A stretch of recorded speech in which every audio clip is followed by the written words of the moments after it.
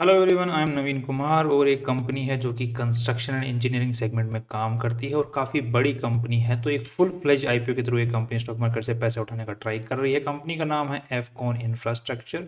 ये कंपनी जो है शापोरजी पालोनजी ग्रुप की है। ये वही ग्रुप है, ये वही शापोरजी पालोनजी ग्रुप है जिसके रिश्ते टाटा के साथ में काफ़ी पुराने ज़माने से हैं, जब टाटा इनिशियल डेज में बिजनेस करते थे। तो शापोरजी ग्रुप जो फैमिली है उसके साथ में मिल के काम करते थे। तो उसके अगर आज भी हम लोग देखते हैं तो टाटा सन्स जो कंपनी है जो कि टाटा के मोस्ट ऑफ द कंपनीज को ओन करती है, उसके अंदर में 18% जो शेयर होल्डिंग है वो शापोरजी पालोनजी ग्रुप के पास में ही है। शापोरजी और टाटा के जो रिलेशंस हैं वो काफ़ी अच्छे रहे हैं दोनों ही कंपनियों के। बट रिसेंटली जो साइरस मिस्त्री जो सिनेरियो रहा था पास्ट के अंदर में टाटा ग्रुप और टाटा और साइरस मिस्त्री के बीच में, उसके बाद में काफ़ी थोड़ा बहुत रिफ्ट जो फैमिलीज के बीच में आया था, जिसके बाद में शापोरजी पालोनजी ग्रुप ने टाटा सन्स के मैक्सिमम जो अपनी शेयर होल्डिंग है पूरी की पूरी वो बेचने का भी ट्राई किया था। बट अभी तक आई थिंक वो डील पूरी नहीं हो पाई है। अभी भी शापोरजी पालोनजी ग्रुप टाटा सन्स को काफ़ी हद तक ओन करता है 18% के आसपास में। अभी जो है काफ़ी बड़ा जो ग्रुप है, काफ़ी पुराना जो ग्रुप है, इनकी एक कंपनी है एफकॉन इंफ्रास्ट्रक्चर लिमिटेड। इनके यहाँ पर अगर बात करते हैं तो ये कंपनी स्टॉक मार्केट से पैसे उठाने का ट्राई कर रही है, जो कि आईपीओ के थ्रू 25 अक्टूबर से 29 अक्टूबर के बीच में कंपनी का आईपीओ खुलने वाला है। तो ये कंपनी इस आईपीओ के थ्रू 5400 करोड़ के आसपास में पैसा उठाने जा रही है, जिसमें से 1250 करोड़ रुपए ही कंपनी के पास में जाने वाले, बाकी 4180 करोड़ रुपए कंपनी के मेन प्रमोटर लोग हैं, वो यहाँ पर अपने शेयर्स बेच रहे हैं। तो यहाँ पर कंपनी काफ़ी जानी मानी है, पुरानी है, पुराना नाम है और एक ब्रांड इमेज कंपनी के पास में है और प्रोजेक्ट भी बहुत अच्छे अच्छे करती है। नॉट इन इंडिया, इंडिया के बाहर भी प्रोजेक्ट्स कंप्लीट करती है। साथ में अगर आज के दिन देखते हैं तो कंपनी के जो प्रमोटर लोग हैं उनके पास में आईपीओ से पहले 99% शेयर होल्डिंग थी इस एफकॉन इंफ्रास्ट्रक्चर के अंदर में, और आईपीओ के बाद में लगभग 66-67% के आसपास में रह जाने वाली है अराउंड। एंड अगर ये हम रीजंस की बात करते हैं कि ये इतना कितना वैल्यू लगा रहे हैं अपनी कंपनी की, तो यहाँ पे 17,000 करोड़ रुपए की कंपनी की वैल्यू लगाई जा रही है। अब यहाँ पे थोड़ा सा हम लोग आरएचपी के अंदर की डिटेल्स की बात करते हैं, तो जितना भी पैसा कंपनी उठा रही है वो लगभग 1250 करोड़ रुपए उठा रही है। उसमें से कहाँ कहाँ पैसा यूज होने वाला, तो मेनली वर्किंग कैपिटल रिक्वायरमेंट जो खर्चा कंस्ट्रक्शन बिजनेस के अंदर में होता है उसको पूरा करने के लिए, दूसरा कंपनी के ऊपर कुछ उधारी है उसको चुकाने के लिए 600 करोड़ रुपए खर्च करने वाली है। बाकी मैक्सिमम जो इस आईपीओ से जो पैसा उठाया जा रहा है वो कंपनी के प्रमोटर के खातों में जा रहा है, तो वो कंपनी के पास में जा नहीं रहा। तो कंपनी को यहाँ पे ऐसा लग रहा है कि कंपनी को कुछ खास पैसों की जरूरत है नहीं, बस वो जो स्टॉक मार्केट में एक जो all time high beam boom चल रहा है उसका फायदा कंपनी उठाने की कोशिश यहाँ पर करती हुई नजर आ रही है। साथ में अगर हम लोग देखते हैं तो आज के दिन गोस्वामी इंफ्राटेक प्राइवेट लिमिटेड के पास में इस कंपनी का मेनली कंट्रोल है, जो कि इनडायरेक्टली कंट्रोल्ड बाय शापोरजी है।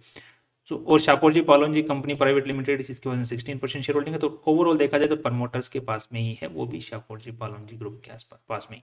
कंपनी के ऊपर में अब जैसे जिस सेगमेंट से कंपनी बिलोंग करती है that is construction and engineering, तो इनके ऊपर में क्रिमिनल केसेस, टैक्स से रिलेटेड केसेस तो अच्छे खासे होने हैं।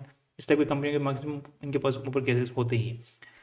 तो इनके ऊपर में भी अच्छे खासे केसेस हैं आज के दिन, जिसके अगर हम बात करते हैं तो कंपनी के अगेंस्ट में आज के दिन लगभग 5-5.5 हज़ार करोड़ रुपए तक का कंपनी को नुकसान हो सकता है अगर कंपनी केसेस हार जाती है, अगर वो क्रिमिनल प्रोसीडिंग्स हो चाहे फिर टैक्स से रिलेटेड केसेस हो उनके अंदर में अगर वो जीतती नहीं है तो। नेक्स्ट अगर हम लोग बात करते हैं कंपनी की शुरुआत से, तो कंपनी 1959 के अंदर में शुरुआत हो गई थी। उसके बाद में अगर आप पॉज करके इसको पढ़ना चाहें कब कब कौन कौन से चेंजेस कंपनी को प्रोजेक्ट्स मिले हैं, कौन कौन से माइलस्टोन्स कंपनी ने अचीव किए उसके बारे में पढ़ना चाहते हैं तो आप पूरा पॉज करके इसको पढ़ सकते हैं। राइट, अभी टू और यहाँ पर आज के दिन 2024 के अंदर में कंपनी आईपीओ से पैसे उठा रही है। अब ध्यान रखिए कंपनी सिर्फ इंडिया में नहीं है, इंडिया के बाहर भी है। अब आज के दिन अगर बात करें तो कंपनी के पास में एक अच्छी खासी ऑर्डर बुक भी है।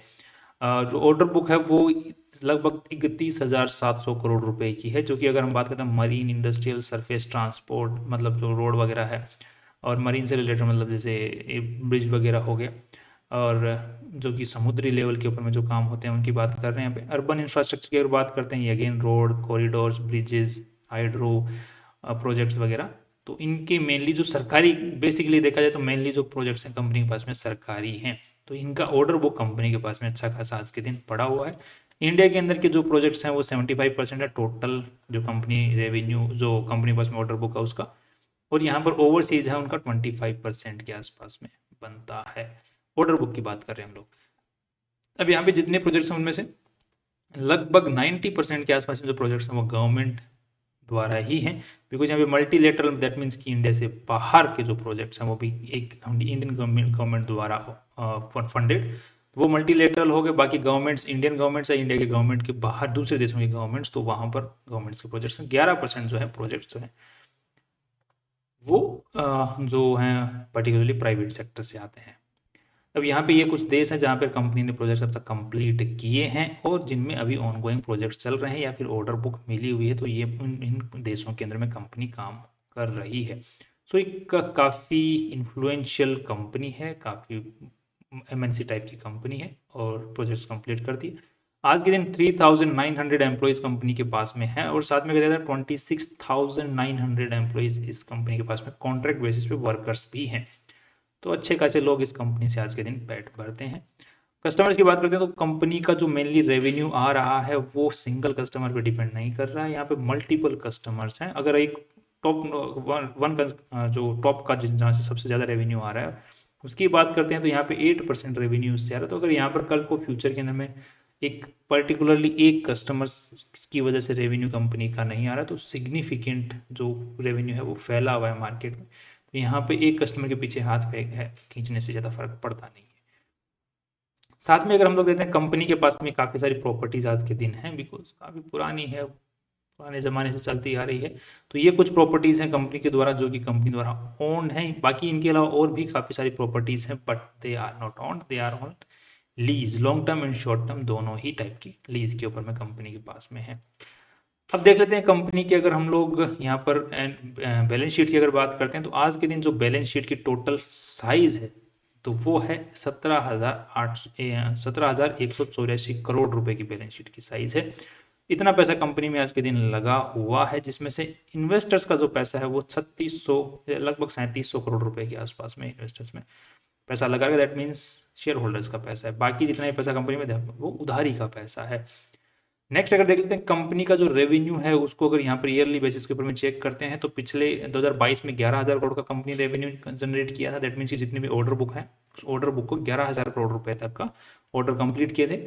बाद में 12,000 करोड़ का लगभग 12,500 करोड़ का ऑर्डर्स कंप्लीट किए और 2024 में 13,000 करोड़ तक के ऑर्डर्स कंप्लीट किए। अभी भी कंपनी पर 31,000 करोड़ की ऑर्डर बुक पड़ी, जो कि फ्यूचर में अभी स्टॉक मार्केट में लिस्ट होने के बाद में एक रेपुटेशन और बन जाएगी, एक ट्रांसपेरेंसी आएगी बिजनेस के अंदर में, कंपनी के अंदर में, और एक अच्छे ग्रुप का नाम है, तो फ्यूचर में और अच्छे बड़े प्रोजेक्ट्स कंपनी को मिल सकते हैं। तो यहाँ पर ऑर्डर बुक और भी बढ़ने की चांसेस हैं। साथ में कंपनी के जो रेवेन्यू है वो अच्छा खासा बढ़ रहा है, इसको फ्यूचर के अंदर में और इंक्रीज होने के चांसेस देखने हैं। अगर इसको हम देख लेते हैं एक बार के नज़रिए से देखते हैं तो लगभग कितना हम लोग 12,000 करोड़ से सीधा 13,200, तो लगभग यहाँ पर 5-10% का इंक्रीज रेवेन्यू के अंदर में हर साल आ रहा है।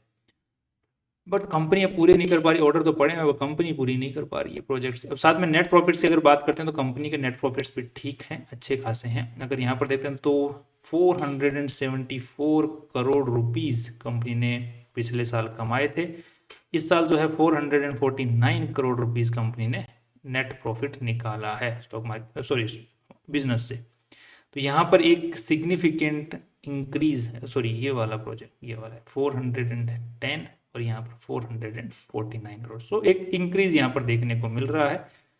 यहाँ पर थोड़ा सा पिछले साल जो है एक अलग नेट प्रॉफिट कंपनी को हो गया था, जिसको यहाँ पर इंक्लूड किया जाए तो पिछले साल के मुकाबले इस साल डिक्रीज है। बट अगर बिजनेस के पर्सपेक्टिव पॉइंट ऑफ व्यू से देखा जाए तो यहाँ पर नेट प्रॉफिट जो है वो पिछले साल के मुकाबले बढ़े हैं 2024 के अंदर में। इस साल अगेन अगर हम लोग बात करते हैं तो 91,998,945। तो इस साल अगेन जो नेट प्रॉफिट्स हैं अगर प्रोजेक्शन वाइज देखा जाए तो थोड़ी बहुत इंक्रीज की उम्मीद है, ज़्यादा इंक्रीज की उम्मीद नेट प्रॉफिट्स में नहीं है।